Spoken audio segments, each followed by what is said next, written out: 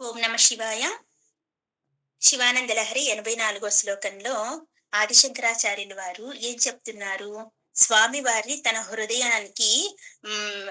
విచ్చేయక తప్పదు అంటున్నారు. ఎందుకంటే తన బుద్ధి అనే కన్యను ఆయనకి కన్యాదానం చేశారు. కాబట్టి మీరు నాకు అల్లుడయ్యారు. ఈ మామగారింటికి రండి అంటున్నారు.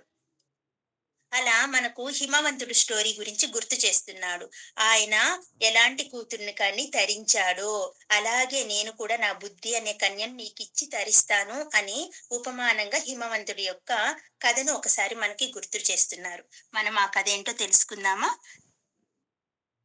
హిమవంతుడు చాలా గొప్పవాడు. ఆయనకి చాలా రోజులు సంతానం లేదు. ఒకరోజు హిమవంతుడి దగ్గరికి కశ్యప మహర్షి వచ్చారు. ఇద్దరు చాలా సేపు మాట్లాడుకున్నారు. అలా మాట్లాడుకుంటున్న సందర్భంలో ఈ హిమవంతుడు సవినయంగా అలా అడిగాడు. కశ్యప్ ప్రజాపతి మహర్షి చాలా గొప్పవారు కదా! మరి అలాంటి వాళ్ళతో మాట్లాడేటప్పుడు వినయంగా, మర్యాదగా మాట్లాడాలి. ఇలా వినయంగా అడుగుతున్నారు. ఏమని? "అయ్యా! నేను ఉద్ధరించబడాలి అంటే ఏమి చెయ్యాలో దయచేసి నాకు విషయాన్ని చెప్పండి" అనగానే కశ్యప మహర్షి చాలా గొప్పవాడండి. ఆయనకి జరగబోయేదంతా ముందుగానే తెలుస్తూ ఉంటుంది. ఎందుకంటే ఆయన చాలా దివ్య పురుషుడు. చాలా తపస్సంపన్నుడు. ఆలోచించి ఆయన సమాధానం చెప్తున్నారిలా. ఏమని? "ఏ జీవుడైనా సరే సంతానం కోసం ప్రయత్నం చేస్తారు. నీవు అది కోరుకో. సంతానం వలనే తరించిపోతారు" అని చెప్తూ, నాకు కూడా సంతానం లేనప్పుడు నాకొక సంఘటన జరిగింది. దాని గురించి నేను సవివరంగా నీకు చెప్తాను. దాని తరువాతైనా నీకు సంతానం కోసం ఆసక్తి కలుగుతుందేమో విను అంటూ కశ్యప మహర్షి జీవితంలో జరిగిన ఒక సంఘటన గురించి వివరిస్తున్నాడు హిమవంతుడికి కశ్యప మహర్షి. ఏమని? ఒకరోజు కశ్యప మహర్షి అలా అడవిలో నుంచి నడుచుకుంటూ వెళ్తున్నారంట. నడుచుకుంటూ వెళ్తుంటే అక్కడ ఒక గొయ్యి కనిపించింది. ఆ గొయ్యిలో ఏంటి? ఒక మనిషి పులికి భయపడి దాక్కున్నట్లుగా కనిపించారు. ఆ మనిషి ఎలా దాక్కొని ఉన్నారు? గొయ్యి అంటే లోపలికి లోతుగా ఉంటుంది కదా! ఆ గొయ్యి చుట్టూ గడ్డి పరకలు మొలిచి ఉన్నాయంట. ఆ గడ్డి పరకలను ఆసరాగా చేసుకొని గొయ్యిలోకి పైనున్న పులికి ఈయన కనపడకుండా అలాగని గొయ్యిలోకి జారి పడకుండా ఈ గడ్డి పరకల యొక్క వేళ్ళను పట్టుకొని అలా భయంగా చూస్తున్నాడంట. చూస్తూ కనిపించాడు ఈ కశ్యప మహర్షికి. ఎలా ఉన్నాడు? ఈయన పరిస్థితి ఎలాగుంది? గట్టు మీదకొస్తే పులి తింటుంది. ఏమాత్రం ఈ గడ్డి పరకలు పట్టు తప్పి జారి పడిపోయాడనుకో, వదిలేసాడనుకో, పట్టు తప్పిందనుకో, వెంటనే జారి గొయ్యిలోకి పడిపోతాను అని అంత భయంతో, అంత వణుకుతూ కనిపించాడంట ఈయనకి ఆయన. ఈయనకి చూస్తే అక్కడెక్కడ పులి కనపడలేదు. ఇదంతా దేనికోసం అనేది మనం ఇప్పుడు చెప్పుకోబోతున్నాం. అలా కనిపించాడు.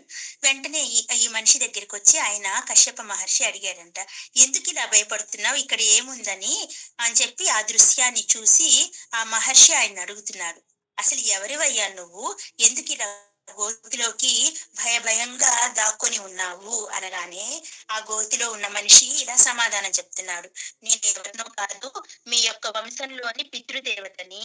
నీవు వివాహ వివాహం చేసుకొని సంతానాన్ని అందిస్తేనే నేను ఈ స్థితి నుండి బయటపడతాను" అని చెప్పారు. ఓహో! నేను పెళ్లి చేసుకోనందువల్లనా? అంటే అంతే కదా! మనకి వివాహం జరిగి మన ద్వారా సంతానం వస్తే, ఆ సంతానం చేసే పితృతర్పణాల వల్ల కదా పితృదేవతలందరూ తరించేది. మరి ఈయన సంతానం లేదు, నేను తపస్సంపన్నుడుగానే ఉండిపోతాను అని తిరుగుతూ ఉంటే, మరి పితృదేవతలేమవ్వాలి? అందుకని చెప్పి అలా కనిపించి ఆ సంఘటన సృష్టి చేశాడు వాళ్ళ పితృదేవతల్లో ఒకరు. అని చెప్పగానే, ఓహో!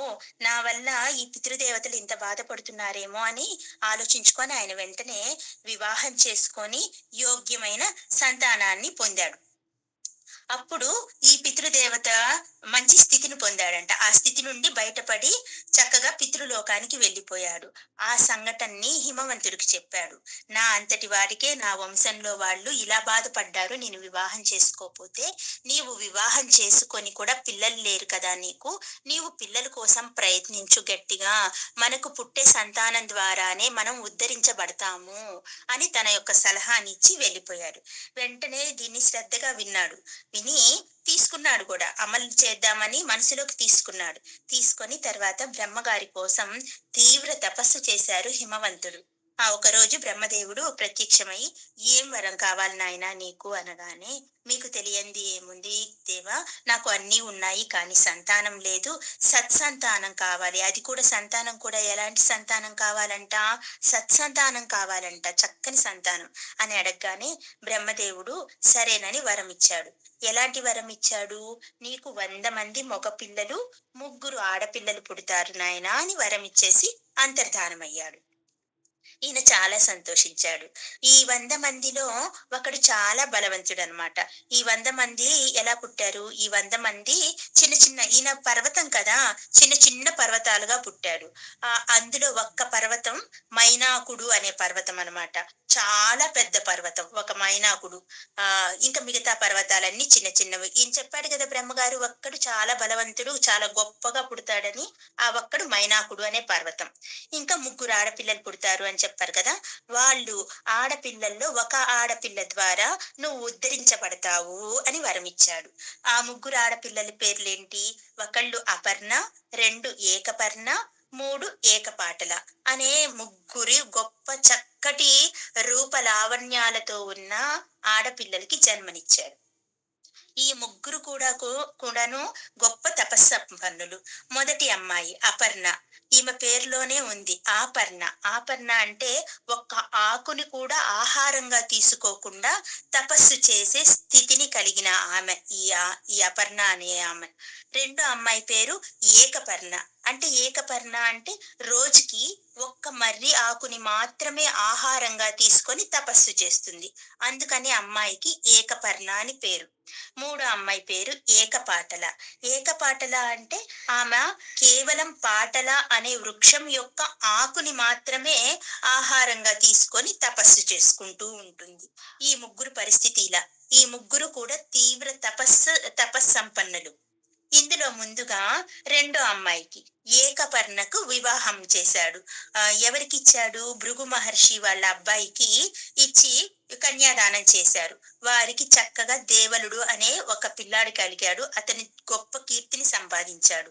ఇక మూడో అమ్మాయి ఏకపాటలను జైగీషుడు అనే వారికి ఇచ్చి వివాహం చేశారు.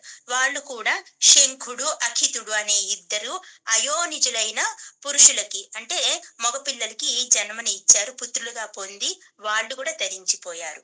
ఇక మనకు అపర్ణ. ఈ అపర్ణనే మనకు పార్వతీ అమ్మవారు. ఈమె చాలా గొప్పది. బ్రహ్మదేవుడే చెప్పారు కదా, ఈమె శివుడి కోసమే పుట్టింది, ఆ ఒక్క కూతురుతోనే నువ్వు ఉద్ధరించబడతావు అని.